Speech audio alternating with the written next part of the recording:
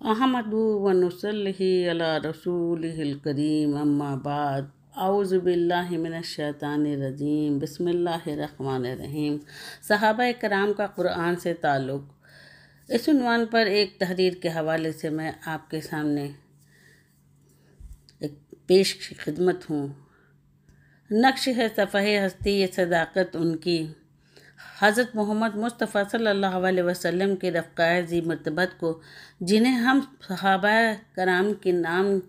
मुबारक नाम से याद करते हैं, बफ़ज़्ल खुदा वंदी ये एज़ाज़ हासिल था कि उनकी नज़रों के सामने न सिर्फ़ नुज़ूल कुरान का मंज़र मौजूद था, बल्कि ख़ुद रसूलुल्लाह सल्लल्लाहु अलैहि वसल्लम की शक्ल में कुरान शरीफ का एक चलता फिरता नमूना भी उनके सामने था।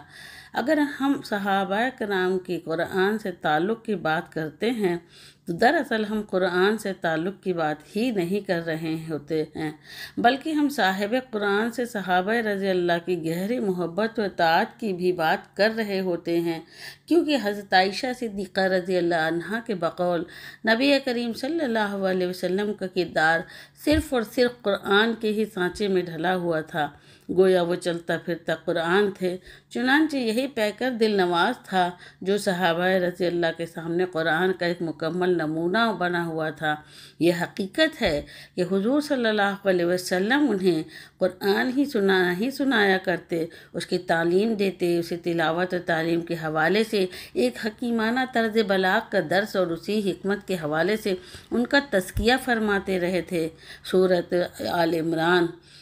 में नहायत साफ़ अल्फाज में यकीनन अल्लाह ने एहसान का मामला फरमाया ईमान वालों पर, और इस तरह के उनके दरमियान ही की नस्ल से एक रसूल को मबूस किया जिनकी शान ये है कि वो उन पर अल्लाह की आयतों की तिलावत करते हैं और उन्हें अलकिताब से हिकमत की तालीम देकर उनका तज़किया करते हैं।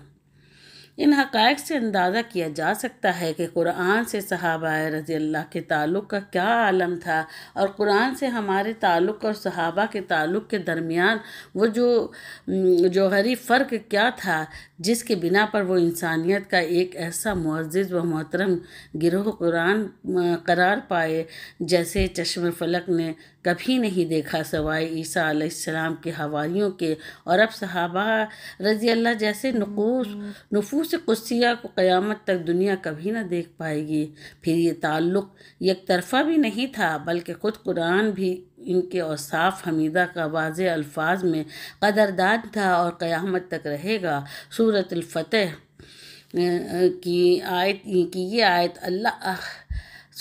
की ये आयत इस हकीकत पर शाहिद है मोहम्मद सल्लल्लाहु अलैहि वसल्लम अल्लाह के रसूल हैं, और वो सहाबा रज़ी अल्लाह जो उनकी मायत में खड़े हैं वो अहलियान कुफ्र पर शदीद तौर पर सख्त वाक़ हुए हैं, मगर बाहम दीगर नर्म खू हैं। तुम उन्हें हमदम महव रुकू मसरूफ़ सजदा पाओगे, उन्हीं हर लम्हा दीनवी फ़ज़ल खुदावंदी और अक्ल हलाल के उसूल में मसरूफ़ अमल पाओगे, और वो हर लिहाज से अपनी आखिरत के लिए रज़ा इलाही के मतलाशी नज़र आएंगे। उनकी इबादत गुजारियों की अलामत उनके चेहरों पर मौजूद असरात सुजूद से साफ़ अयां होगी, और असहाब रसूल सल्लल्लाहु अलैहि वसल्लम की यह सिफ़ात है जिनकी मिसाल तो तौरात में बयान हो चुकी है, और ऐसी ही मिसाल इंजील में भी दर्ज है। और वो मिसाल ये है कि जैसे कोई खेती हो जहाँ ज़ेर ज़मीन बीज बोए गए हों, और हर एक बीज अपनी एक सुविस्तृत ज़मीन पर नमूदार करे, फिर उसे क़ुव्वत मिली, फिर ये सोई जिस्मात में बड़ी होने लगी, फिर वो अपनी जड़ के बल पर खड़ी हो गई जैसे लहलहाती फसल का ये खूबसूरत मंज़र किसान को भला मालूम होता है। ठीक वैसे ही कुफ़ारची बजबी होते हैं उन सहाबा रज़ी अल्लाह पर, उन अहले ईमान पर, और उनमें से उन पर जो साहिबीन अमल साले हैं, उनसे अल्लाह का मग़फ़िरत और अज्र अज़ीम का वादा तय है। اس آیت میں صحابہ رضی اللہ کے جو اوصاف گنائے گئے ہیں اور مثال کے ذریعے جس طرح ان کی تشریح خود رب ذوالجلال نے کی ہے، اس کی مزید وضاحت کی ضرورت محسوس نہیں ہوتی۔ سورۃ آل عمران میں بھی ان کی جانفشانیوں کا اعتراف خود رب تعالیٰ نے فرمایا ہے۔ جن لوگوں نے باوجود زخم خوردگی کے اللہ اور رسول کے حکم پر لبیک کہا، ان ہی زخم خوردہ لوگوں میں سے احسن و نیکوکار اور صاحبین تقویٰ کے لیے اجر عظیم ہے۔ ایسے ایمان کی پہاڑ صحابہ رضی اللہ کو جب لوگوں نے یہ اطلاع دی کہ تمہارے خلاف دشمن لوگوں نے ایک فوجی لشکر مجتمع کر لیا ہے، پس مصلحت کا تقاضا یہی ہے کہ ان سے خشیت اختیار کرو، تو اس مشورے سے ان کا ایمان فزوں تر ہوا اور جواباً انہوں نے اعلان کر دیا کہ ہمارے لیے اللہ کی ذات کافی ہے اور کیا ہی اچھا کارساز ہے وہ۔ سورۃ فتح میں اللہ نے حضور صلی اللہ علیہ وسلم کے نطق مبارک سے یہ خوش خبری دی کہ صحابہ سے وہ راضی ہو گیا ہے۔ انڈیڈ اللہ راضی ہوا مومین سے جب وہ آپ سے ایک شجر کے نیچے بیعت کر رہے تھے۔ اللہ کو پتہ تھا کہ کیا کچھ ان کے دلوں کے جذبات تھے، تو اس نے ان کی تسلی کا سامان سکینت کی صورت میں نازل کیا اور بدلہ میں ایک فتح قریب عطا کر دی۔ سورۃ توبہ میں بھی ان کی حضور سے وفاداریوں کا اعتراف موجود ہے۔ انڈیڈ اللہ نے نبی پر، انصار پر اور مہاجرین پر توجہ فرمائی ہے، وہ جنہوں نے ساعت اسرت میں بھی نبی صلی اللہ علیہ وسلم کی اتباع کی، اس بحران کے بعد کہ ان کے ایک فریق، ایک گروپ کے قلوب پھر جانے کے قریب تھے، پھر ایسے میں اللہ ان کی جانب متوجہ ہوا، بے شک وہ رؤوف و رحیم ہیں۔ سن نبوی میں پیش آنے والا حضرت عمر رضی اللہ کے قبول اسلام کا واقعہ بھی سراسر قرآنی اعجاز تاثیر کا پس منظر رکھتا ہے۔ انہوں نے پہلے تو خانہ کعبہ میں نبی صلی اللہ علیہ وسلم سے سورۃ الحق کی تلاوت سنی، جس کی آیتیں تھیں: بے شک یہ قرآن ضرور ایک فرشتہ کریم کے ذریعے لایا ہوا قول وحی ہے، نیز یہ کہ یہ کسی شاعر کے منہ سے نکلا ہوا کوئی شاعرانہ قول بھی نہیں، پھر تم میں سے بہت قلیل لوگ مانیں گے، اور یہ کوئی قول کاہن بھی نہیں، لیکن تم میں بہت کم لوگ نصیحت قبول کرتے ہو۔ حقیقت یہ ہے کہ یہ قرآن تو رب العالمین کی تنزیل ہے، اور اگر ہمارے نام پر نبی صلی اللہ علیہ وسلم بعض دیگر اقوال کی آمیزش کے ساتھ کچھ بنا لاتے اور کہتے ہیں کہ یہ قرآن ہے، تو ہم یقیناً ان کا دایاں ہاتھ پکڑ لیتے ہیں، پھر ضرور ہم ان کی رگِ گردن قطع کر دیتے ہیں، اور تم میں سے کوئی بھی انہیں بچا نہیں پاتا، اور بے شک اس میں اللہ سے ڈرنے والوں کے لیے نصیحت موجود ہے، اور بے شک ہمیں اچھی طرح پتہ ہے کہ تم جھٹلانے والے ہو، اور بے شک یہ کافروں کے لیے ضرور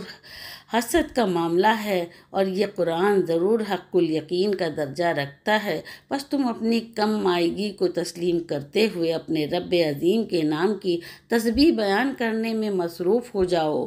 پھر حضرت عمر رضی اللہ نے اپنی بہن اور بہنوئی حضرت خباب بن ارت رضی اللہ عنہ کی خبر لینے کی غرض سے ان کے گھر کا رخ کیا، اور وہاں کافی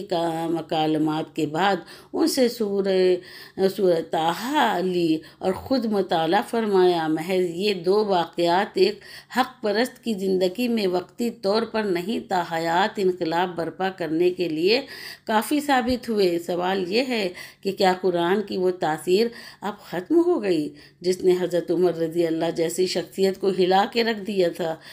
درحال یہ کہ قبولیت دین حق ان کا آخری آپشن بن گیا تھا ہمارا ایمان تو یہ ہے کہ آج بھی ضمیروں کو جھنجھوڑنے کی یہ تاثیر صرف قرآن شریف میں ہی باقی ہے۔ الغرض قرآن ہی ایک ایسی طاقت ہے جس کی اولین پیشکش پر ہی ایک انسان اپنے تمام تر مشرکانہ عقائد سے کنارہ کش ہو سکتا ہے اور اسے توہمات کی دنیا سے یکسر آزادی نصیب ہو سکتی ہے اور وہ دائرۂ ایمان میں چھلانگ لگا سکتا ہے، جس کا تذکرہ اللہ نے اپنی آخری کتاب کی سورہ بینہ کہ اس آیت میں کیا ہے۔ اہل کتاب کے نافرمان اور مشرکین اپنی نافرمانی اور اپنے شرک سے اس وقت تک باز نہیں آنے والے جب تک کہ ان کے سامنے اللہ کی واضح آیتیں نہ آ جائیں۔ ایک رسول پیغام رساں جو ان پر پاکیزہ صحیفے کی تلاوت کرے جس میں پچھلی تمام کتابوں کا نچوڑ موجود ہے۔ صحابہ رضی اللہ کے ایمان اور جانثاری کا راز صرف اور صرف یہی تھا کہ وہ قرآن شریف کے احکامات کو خالص طور پر اپنی ذات پر لاگو کرنے کا جذبہ بے پناہ رکھتے تھے۔ جب وہ نطق رسول صلی اللہ علیہ وسلم سے صدائے وحی سنتے تو سر تاپا گوش پر بر آواز ہو جاتے، پھر اسے اپنی زندگی میں نافذ کرنے میں ایک لمحہ بھی ضائع نہیں فرماتے۔ ان کا یہ جذبہ فداکاری انہیں مضطرب کر دیتا تھا کہ اللہ کے کلام کو قرآن سے بے خبر بندوں تک کس قدر جلد اور کیسے پہنچا دیا جائے۔ صحابہ رضی اللہ کے فریضہ بلاغ کو نبھانے کی داستان بھی بڑی ایمان افروز داستان ہے۔ جب صحابہ نے خطبہ عرفات میں پیغام حدیث بلغوا انی ولول آیت پہنچا دو میری طرف سے، اگر ایک ہی آیت کیوں نہ سنی ہو کو سنا تو انہیں ایک لمحہ بھی خاموش بیٹھنا گوارا نہیں ہوا۔ جس وقت پیغام حکم بلاغ نطق رسول سے نشر ہو رہا تھا تو اسے سننے والے صحابہ کی تعداد 150 یا 1000 2000 کی تعداد نہیں تھی، بلکہ بلا مبالغہ ان کی تعداد 1 لاکھ سے تجاوز کر چکی تھی۔ اللہ کے کلام کو ساری دنیا کے انسانوں تک پہنچانے کی یا بلاغ کی حکم رسول کی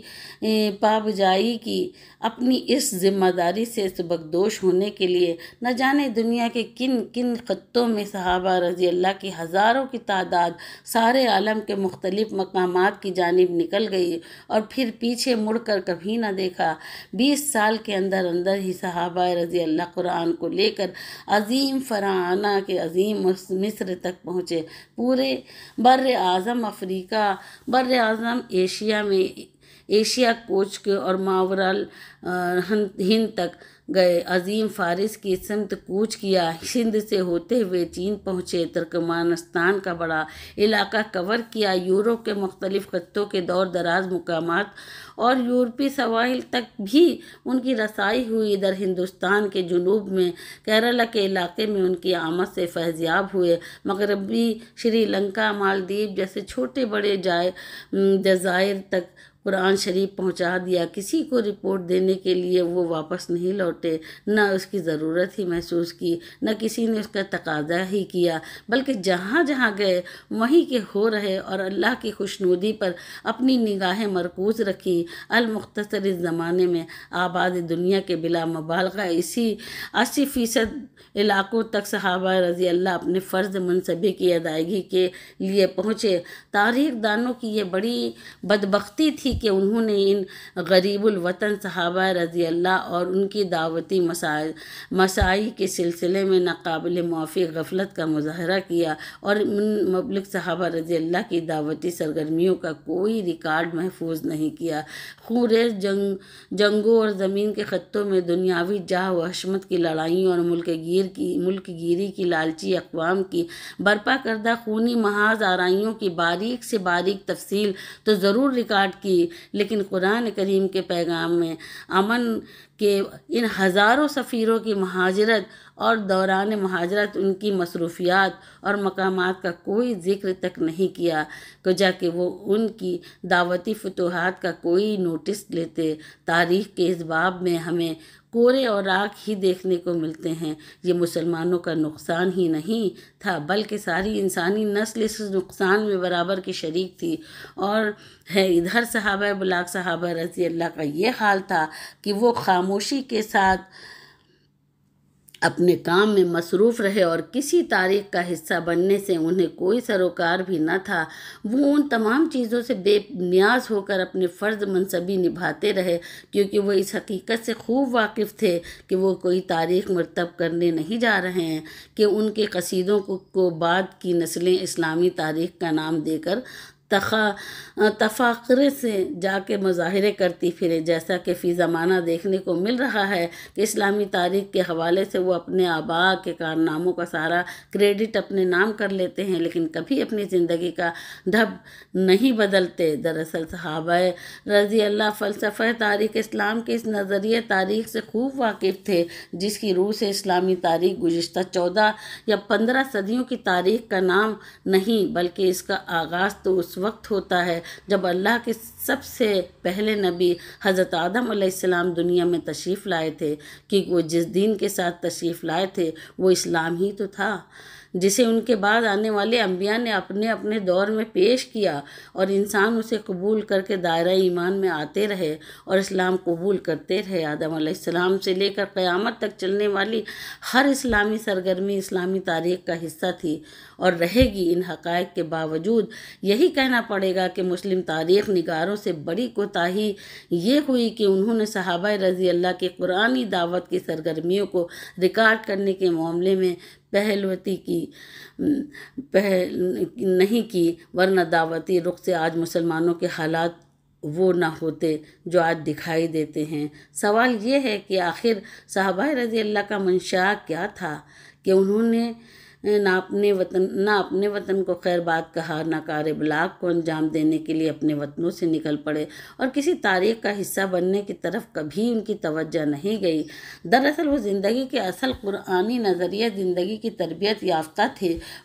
اور وہ نظریہ یہ تھا کہ وہ اپنی ذات کو روز محشر کی پکڑ سے بچانا چاہتے تھے اور اسی مقصد کے لیے سرگرداں رہے۔ وہ اپنی آخرت کی خاطر اللہ کے پیغام کو اس کے بندوں تک پہنچانا خود اپنی ذاتی مفاد میں سمجھتے تھے کہ کسی طرح ہم خدا کے حضور سرخرو ہو جائیں، چاہے ہم سے اپنا وطن ہی کیوں نہ چھوٹ جائے، چاہے ہمارے حصے میں گمنامی ہی کیوں نہ آتی ہو۔ پھر انہوں نے اپنے مدعو کو دوران کاربلا کبھی حریف نہیں سمجھا، نہ ان سے کوئی عداوت کی۔ وہ محض ان کی نجات کو لے کر فکر مند رہتے کہ اگر ان تک پیغام نہیں پہنچایا گیا تو کہیں وہ اس راستے کے راہی نہ بن جائیں جس کی منزل جہنم ہے۔ اسی تڑپ کو لے کر وہ ساری دنیا میں پہنچے۔ پھر دنیا انسانیت سے ہمدردی کی یہ بلند سطح اس لیے بھی تھی کہ وہ علی الوجہ البصیرت سمجھتے تھے کہ اسلام کو پھیلانا ان کا نصب العین نہیں ہے، جیسا کہ آج کل وسیع پیمانے پر سمجھا جا رہا ہے۔ اپنی قوم کی تعداد بڑھانے کا چکر عیسائی راہبوں کو تو راس آ سکتا ہے، لیکن قرآنی فکر کے حاملین کے لیے بڑا نقصان دہ ثابت ہو سکتا ہے۔ بلکہ ہوا ہے جب ہم اسلام کو پھیلانے کی بات کرتے ہیں تو بلاغ کی راہ میں خواہ مخواہ رکاوٹیں بن جاتے ہیں، کیونکہ اس کا مطلب یہی ہوتا ہے کہ ہم اپنی قوم کی تعداد میں اضافے کے چکر چلا رہے ہیں، اور ہمارا یہی وہ خطرناک مفاد ہے جو دیگر اقوام میں خوف کی نفسیات کو پیدا کرنے کا باعث بنتا ہے اور بنتا جا رہا ہے۔ ایسے میں دین کو پھیلانے کی بات سے ہم اپنے نقصان کے اسباب پیدا کر لیتے ہیں۔ کسی ذہن و دل کو متوجہ کرنے کا وہی طریقہ سود مند ہے جو بلاغ کے ذیل میں آتا ہے۔ کسی بھی حق پسند قوم یا فرد میں قرآن کی طرف لے کر لپکنے کا پوٹینشیل اگرچہ کہ بدرچہ اتم موجود ہوتا ہے، لیکن بہرحال اس کی مذہبی جذباتی اور تہذیبی وابستگیوں کی نزاکتیں اسے کسی اور مذہب کی طرف راغب ہونے سے مسلسل روکتی رہتی ہیں، جیسا کہ حضرت عمر رضی اللہ اور مکہ کی کئی اہم شخصیات انہی نزاکتوں کے پیش نظر رکے رہے تھے، اور آج بھی ہمارے کئی کٹر قسم کے غیر مسلم حضرات قوِ حق پرستی کے باوجود محض اس لیے رکے ہوئے ہیں کہ وہ اپنی مذہبی وابستگی کو چھوڑنا نہیں چاہتے، اور ہمارا جرم یہ ہے کہ ہم میں کوئی صاحب بلاغ ان تک پہنچنے والا نہیں ہے، کیونکہ جیسا کہ کہا گیا ہے اس صورتحال کا علاج صرف قرآن کی پیشکش میں تھا، اور آج بھی غیر مسلمانوں کہ اس جھجک کا علاج اس کے سوا کچھ نہیں کہ آخرت میں مغفرت کی فکر اور عذاب کا ڈر کا قرآنی پیغام انہیں ہر قسم کے مذہبی نزاکتوں سے اوپر اٹھا سکتا ہے، اور اس طرح قرآن شریف کا یہ پیغام براہ راست ان کے دلوں میں اتر کر رہتا ہے، جیسا کہ قرآن شریف میں دعوت اور نصیحت کو بذریعہ قرآن ہی پیش کرنے کے احکامات بار بار حضور صلی اللہ علیہ وسلم کو دیے جا رہے ہیں، جیسا سورہ قاف کی آخری آیت میں یہ حکم نازل ہوا، فَذَكِّرْ بِالْقُرْآنِ مَنْ يَخَافُ وَعِيدٍ۔ اے نبی، ہمیں اچھی طرح معلوم ہے کہ یہ نافرمان آپ پر کس طرح سے جملے کشی کر رہے ہیں، لیکن آپ کو ان پر زور زبردستی نہیں کرنا ہے، آپ تو صرف اس قرآن سے نصیحت کیے جانا ہے، اور اس حق پرست کو جو میری وعید سے ڈرتا ہو۔ آج ایک داعی کے لیے ایک دشواری یہ ضرور پیش آتی ہے کہ کس طرح مدعو کو پورا قرآن شریف پڑھایا جائے۔ دراصل معاملے پر اس طرح سوچا جانا نہیں چاہیے، کیونکہ ہم جس کتاب کی بات کر رہے ہیں وہ 7ویں آسمان سے پرے جبرائیل علیہ السلام کے ذریعے ہم تک لایا گیا، جو اللہ رب الجلال والاکرام کا کلام ہے، نیز یہ کہ یہ بڑی معجزات کا حامل کلام ہے جسے ساری دنیا میں پھیلایا جا چکا ہے۔ مذکورہ دشواری کا حل صرف یہی ہے کہ اسے یوں سمجھا جائے کہ صحابہ کرام رضی اللہ کا قرآن شریف سے جو تعلق اور اپروچ تھا وہی اپروچ ہمارا بھی ہو جائے۔ اصل سوال یہ ہے کہ کیا ہم اپروچ کے اس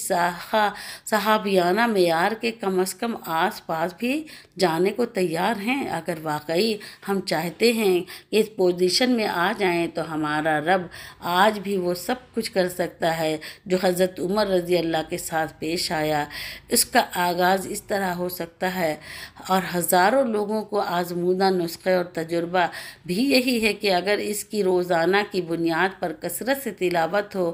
دل میں ہما وقت قرآن شریف کا ایک نہ دکھائی دینے والا مرکز ضرور قائم ہو جائے گا۔ یہ پہلو نظروں سے کبھی اوجھل نہیں ہونا چاہیے کہ حضور صلی اللہ علیہ وسلم نے خدائی کلام کے ذریعے صحابہ کرام کی جس طرح تربیت فرمائی تھی،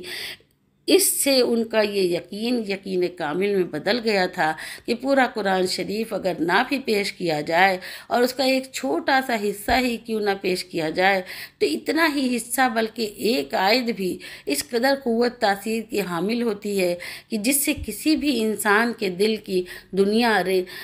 زیر و زبر ہو جائے۔ چنانچہ حدیث کی کتب میں کئی روایتیں ملتی ہیں کہ بعض قبیلوں میں صحابہ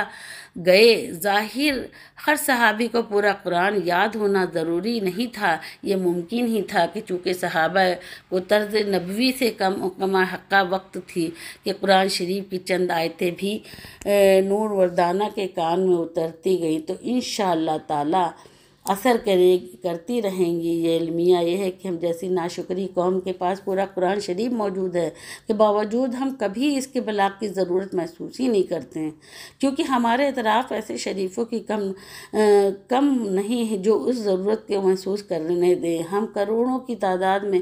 ہیں، ہمارے خود ساختہ داعیوں کی تعداد بھی لاکھوں میں ہے۔ دعوت کی نام پر قدم قدم پر سرگرمیاں ہیں، اور اگر کچھ نہیں ہے تو بس یہ کہ کوئی دائرہ اسلام میں داخل ہونے کو تیار نہیں ہے۔ اسی لیے دنیا کے 500 کروڑ غیر مسلم اقوام میں ایک دو ادھر ادھر کے قبول اسلام کی خبر ہمارے تک عجوبہ بن جاتی ہیں، اور اس کے مبالغہ آرا چرچا اخباروں کی سرخیاں بن کر ہمارے ذوق و دعوت کی تحسین کا چھوٹا سا فراہم کرتے ہیں۔ دوسرا پارٹ جو ہے انشاءاللہ بعد میں آپ تک پہنچانے کی کوشش کروں گی، کیونکہ ویڈیو بہت زیادہ لمبی ہو رہی ہے، اس لیے میں اختتام کرتی ہوں۔